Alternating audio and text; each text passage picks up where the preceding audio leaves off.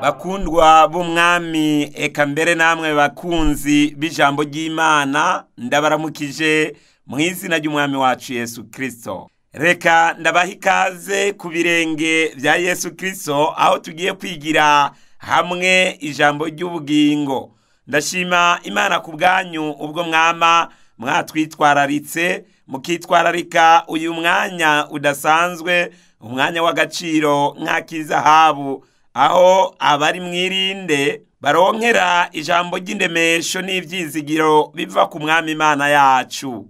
Sinobura gushimira kandi mwebwe mwese mwatwandikiye eka mbere mukabaza ibibazo mu ntumbero yo gutahura. Imana ibahezagire kandi bashoboze gushikama mu kuri kose mwatwumvanye. Ugiye kubashikiriza kino kiganiro nk'uko bisanzwe ni mwene so akaba n'umusuku w'Imana nzima ku bwanyu, Pastor Aurora Landry Ntirampeba, mu gihe mu buhinga bw'ivyuma turi kumwe na Adolphe Mbazumutima asanzwe akorera kuri Radio Agakiza aho kino kiganiro gisanzwe gitegurirwa. Mboneyeho n'akaryo ko kumenyesha abanywanyi bacu ko kino kiganiro iyo bishitse ntibagikurikirane ku isamirizi nkuru y'igihugu, barashobora kugikurikirana kandi kuri Radio Agakiza ku munsi w'isabato, no kuvuga samedi igihe cy'isaha 10:30 zo mu gatondo, eka mbere n'umunsi wa mardi na jeudi igihe cy'isaha 1:30 z'igitondo. Amajambo y'intangamarara twashimye gusangirira hamwe uyu munsi naya dusanga mu gitabo cy'ubutumwa bwiza bwa Yesu Kristo nk'uko cyanditswe na Yohana igice cya 15 umurongo wa 26, aho naho haravuga ngo ingene isi yanka Yesu n'abiwe. Ijambo ry'Imana riravuga ngo ari kumwitsa ahazozira uwo nzobarungikira ava kwa data, niwe mpwemu ukuri akomoka kuri data, uwo niwe azonshingira intahe. Hamwe n'iryo jambo turaja no gushimikira kandi dusanisha aya majambo aboneka mu gitabo cy'ivyahishuriwe umutumwa Yohana igice cya 16 umurongo wa 13, aho ivyanditswe vyera bivuga ngo kandi mbona mu kanwa ka gisato no mu kanwa ka gikoko no mu kanwa ka wa muvugishwa w'ibinyoma havamwo impwemu zitatu zihumanye zisa n'ibikere.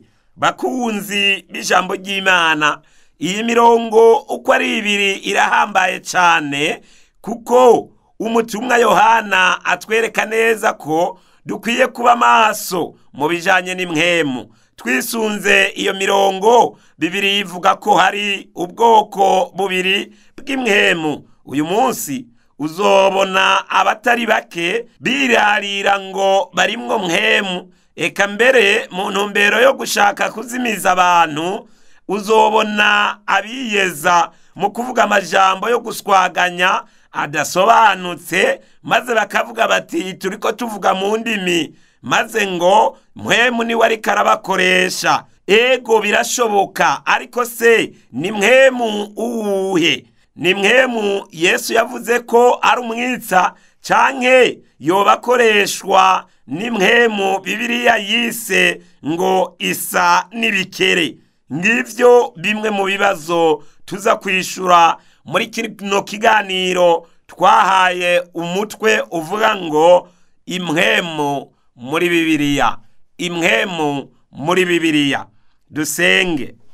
Uragororoka gitandara kizima, Imana ivuga bikaba, wategeka bigakomera, izina ryawe Yehova nirihabwa icubahiro. Turahamagaye ukubaho kwawe, maze biciye muri mpwemu wawe yera udusobanurira ivyanditswe vyera tugiye kwigira hamwe muri kano kanya keza uturonkeje. Reka abama badukurikiranye babone ukugira neza kwawe mu kubabohora mu buryo bw'impwemu no mu buryo bw'umubiri, maze abo bose batwazwa amanyama na Satani bidegemvye, kuko tubisavye mu izina ry'umunyabushobozi Yesu Kristo. Amen. nk'uko twamaze kubibamenyesha, tugiye kurabira hamwe iki ciyumviro kivuga ngo impwemu muri Bibiliya. Bagenzi, nk'uko abakunzi b'ijambo ry'Imana bazi neza atagukekeranya nk'uko Bibiliya ibivuga ko Imana Data wa twese, Umwana hamwe na Mpwemu Yera ko bigize ubweranda bw'Imana mu buryo butatu. Ku rundi ruhande hariho ubutatu buhumanye, ivyo si agaseseshwa rumuri. Muri iyo migwi yose umwe wose ugenda wuzurizwa na mpwemu. Iyo dusomye muri Yohana igice ca 14 ugahera ku murongo wa 16 ugashitsa 26, eka mbere no muri Yohana 15 murongo wa 26, Yohana 16 murongo wa 5 gushika 15, hatubwira ko uwo mpwemu ahavugwa arico kimwe n'umuhanuzi w'ukuri, kuko ari umwitsa wa Kristo kandi avuga nk'umwagazi w'intama w'Imana, kandi uyo azohabwa gusa abitondera ivyagezwe vy'Imana. Nibo bashobora kuronka uyo mpwemu, eka mbere nibo bashobora kumumenya. Ab'isi bo ntibashobora kumenya uyo mpwemu. Abantu nibamenye ko uwo mpwemu ari we ayobora abantu iyo bariko barahimbaza uwo mwagazi w'intama w'Imana. Abatamufise ntibashobora guhimbaza Imana namba. Nico gituma ntera kamo mwebwe mwese mwamwa mwadukurikiranye muri kino kiganiro ngira nti nimusabe Imana uwo mpwemu atera ubugingo. Imana yacu nihabwa icubahiro. Ariko kandi twisunze ibyo twamaze gusoma mu vyahishuriwe Yohana igice ca 16 murongo wa 13, turabona ko hari iyindi mpwemu ihavugwa kandi ikagereranywa n'umuhanuzi w'ibinyoma akomoka kuri ca gikoko ciburutse kiva mw'isi. Ico naco kigereranya nk'uko twamaze kubibona mu vyirwa vyarenganye ingoma ya Amerika, nubwo gifise amahembe abiri nk'ay'umwagazi w'intama. Abadukurikiranye mu vyigwa twamaze gutanga barasobanukirwa nuku kugira amahembe abiri nk'ay'umwagazi w'intama kubijanye n'igihugu ca Leta Zunze Ubumwe za Amerika. Aha abantu bomenya ko muri Yohana 16 umurongo wa 5 ugashitsa 15 hatubwira mpwemu avuga nk'umwagazi, mu gihe iyo dusomye mu vyakozwe n'intumwa igice ca 13 umurongo wa 12 hatubwira impwemu ivuga nk'igisato, mu gihe impwemu yo muri Yohana 16 uhereye ku murongo wa 5 ugashitsa 15 ihamagarira abantu gutazira umwagazi w'intama w'Imana. Iyo mu vyahishuriwe Yohana 13 umurongo wa 12 n'uwa 14 yoyo ihamagarira abantu gutazira igikoko no kugitangarira. Aha rero abantu bakwiye kuhagabira, kuko iyo dusomye ibyakozwe n'intumwa 2 umurongo wa 3 turabona Mpwemu Yera amanuka ku ntumwa nk'ibirimi vy'umuriro, ariko kandi na mpwemu wo mu butatu buhumanye nawe haraho yigaragaje uko. Igitabo cy'ivyahishuriwe umutumwa Yohana igice ca 13 akarongo ka 13 haratubwira ngo kandi gikora ibimenyetso bihambaye, kimanura umuriro uva mw'ijuru utibukira kw'isi mu maso y'abantu. Bagenzi, aha niho abantu benshi bahenderwa. Uyu munsi abafunga kiwani barahinduye uburyo bwo gukora. Abantu atari bake barazimira ngo aha naha ngo hariho abantu bakora ibimenyetso n'ibitangaza, maze ukabona abantu eka mbere nabo wibaza ko bahagaze bakondoreyeyo, maze bakarwa mu mitego ya Satani kubwo gutwarwa n'ibimenyetso vyakumiza. Ariko aka kanya ndaburira abama badukurikiranye ngira nti nimuhendwe, ahubwo nimuhindurwe n'ijambo ry'Imana, nimwemere ukuri maze mubone kwidegemvya nk'uko tubibona mu butumwa bwiza bwa Yesu Kristo nk'uko bwanditswe na Yohana igice c'8 umurongo wa 32. Kubera iki? Kuko benshi bararuhiye mu vyumba ngo barindiriye ibitangaza, abandi barakimajije amaguru baronera ahabera ibitangaza. Ariko nagira ndababwire yuko mu ijambo ry'Imana ariho turonkera umwidegemvyo. Nimwaba mukeneye igitangaza, nimwiyererane na Yesu Kristo mu ijambo ryiwe maze mumutabaze, kandi iyi Imana yiteguye kubatabara no kubaha umwidegemvyo. Imana yacu nihabwa icubahiro. Erega bijya byose wumva suko ari ibitangaza biva ku Mana. Mwirinde iyo mwumvise umuntu ashira imbere ibitangaza n'ibimenyetso. Na Satani arafise utwumiza akora. Ariko kandi si ibyo gusa. Igitabo cy'ibyahishuriwe umutumwa Yohana igice ca 11 umurongo wa 11 hatubwira ko mwemu w'Uhoraho atanga ubugingo. Ariko iyo usomye ibyahishuriwe umutumwa Yohana igice ca 13 umurongo wa 15 tubona ko na mwemu w'ikinyoma yahaye igishushanyo c'igikoko guhumeka ngo kivuge. Bagenzi, birumvikana ko hari abakora ibyo bakora badakuye ubushobozi ku Mana, ahubwo bagakoreshwa n'inkomezi z'umwiza za Satani. Ubwo mwemu w'Uhoraho atanga ubugingo kuri abo bose bashingira intahe Yesu Kristo mu kugendera mu byagezwe byiwe, ku rundi ruhande mwemu ikomoka kuri Satani ishigikira abantu biteguye gushira mu ngiro ibikorwa bigayitse byo kwicisha abantu bose banse n'abazokwanka gusenga igikoko n'igishushanyo cacu. Ibi uzobibona no muri ino minsi. Hari abantu iyo bumvise hagize ubuvuga iby'igikoko cavuzwe na Daniel, eka mbere n'umutumwa Yohana, agatsi gaca karanda,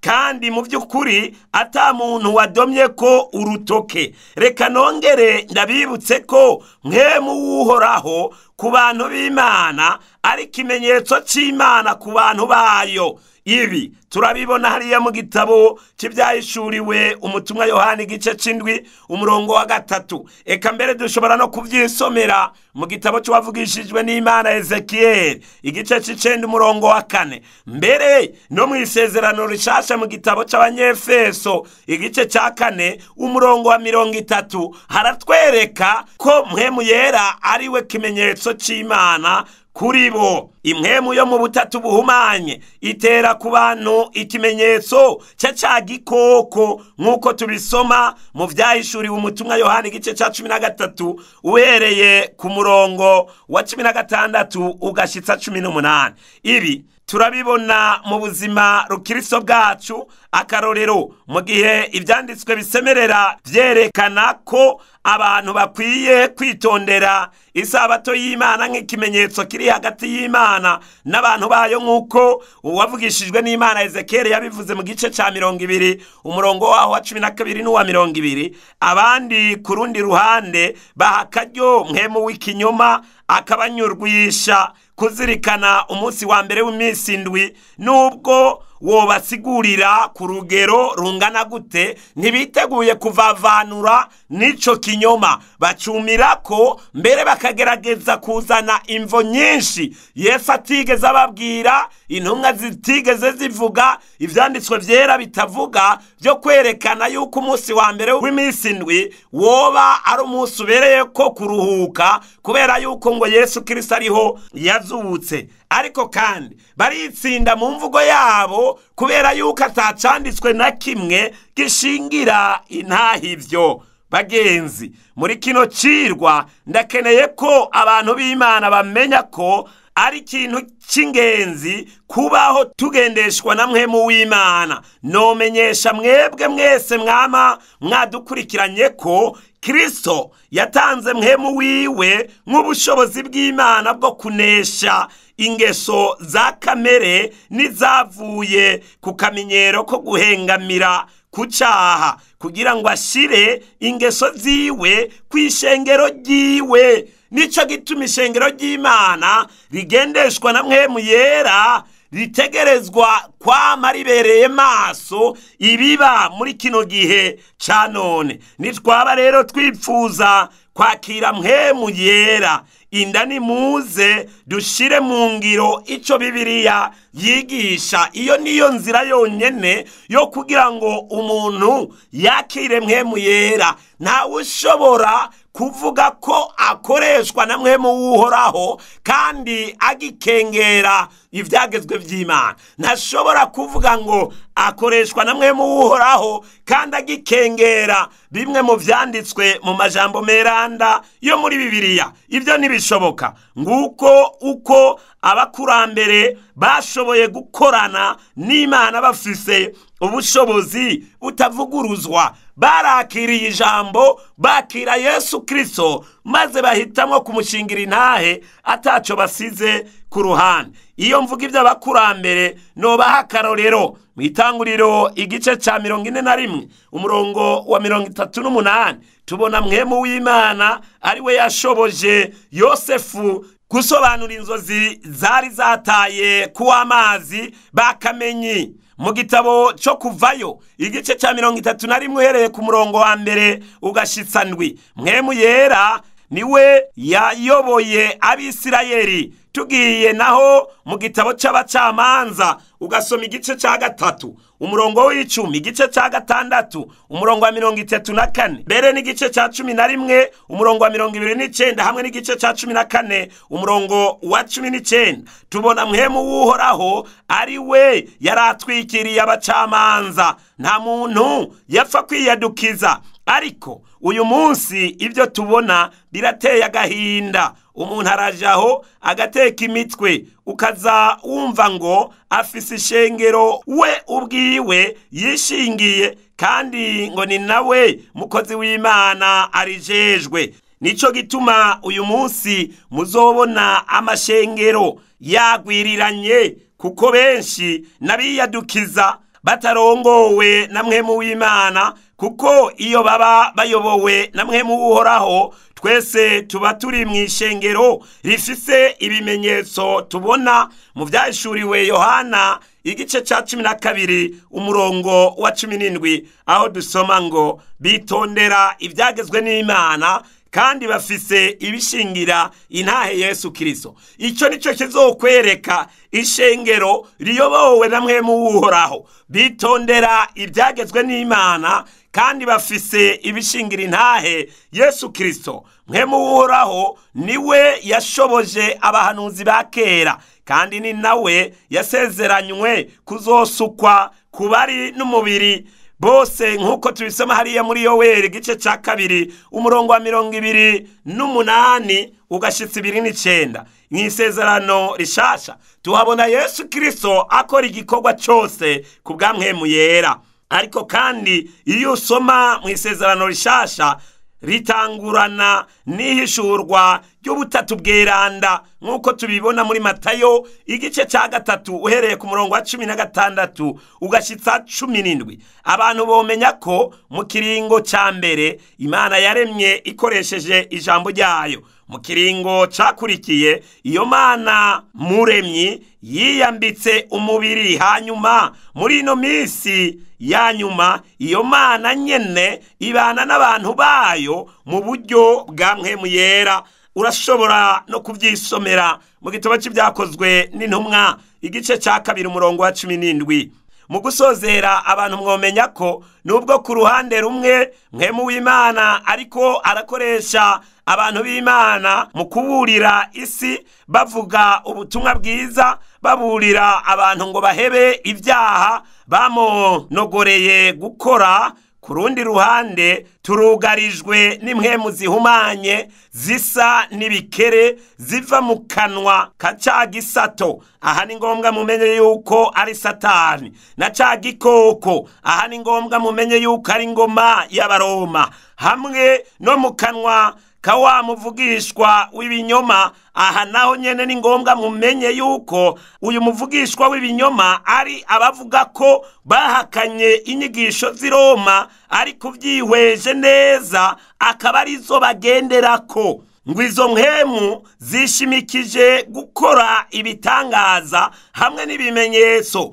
Icompa muri aka kanya tukemera impanuro umutumwa Yohana yatanze mu cete ciwe ca mbere igice ca 4 uhereye kuri uriya murongo wa mbere ugashitsa 3, aho dusoma ngo abo nkunda ntimwemere impwemu zose, ariko mugerageze impwemu ko zavuye ku Mana, kuko abigira abavugishwa n'Imana benshi badutse mw'isi.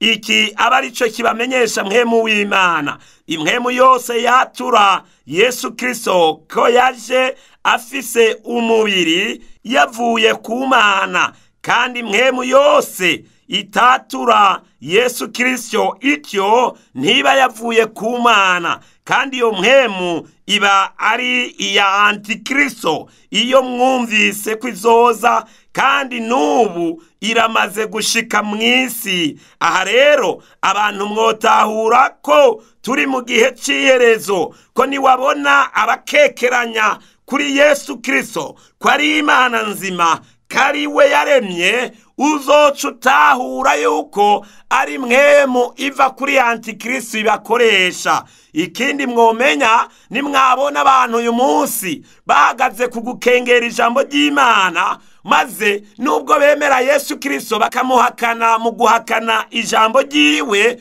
uzutahure yuko mwemi bakoresha ari Antikristo, nk'uko tubibona mu cete ca mbere c'Abikorinto igice ca 12 umurongo wa 3.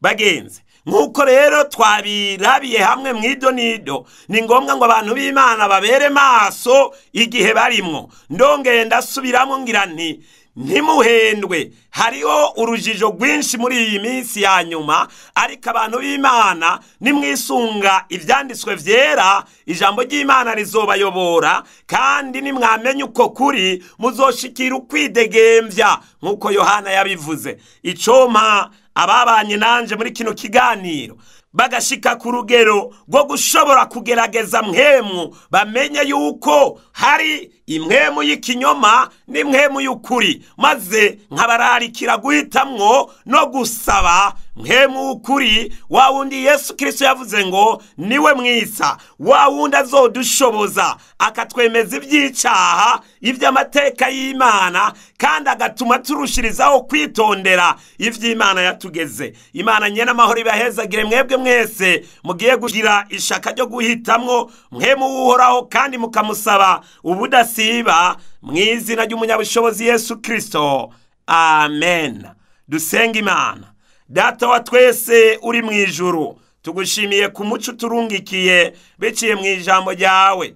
Duhe rero kudatembanwa n'inyigisho y'ikinyoma isigaye ihagaze ku karimi ngo ibimenyetso n'ibitangaza, ariko mu binyakuri itagushingira intahe. Icompa abama badukurikiranye ukabaha kwigobotora mu mitego ya Satani, na cane cane iyo muri kino gihe c'iherezo. Ibyo byose ndabisavye nizigiye kugiye kubikora mw'izina ry'umunyabushobozi Yesu Kristo.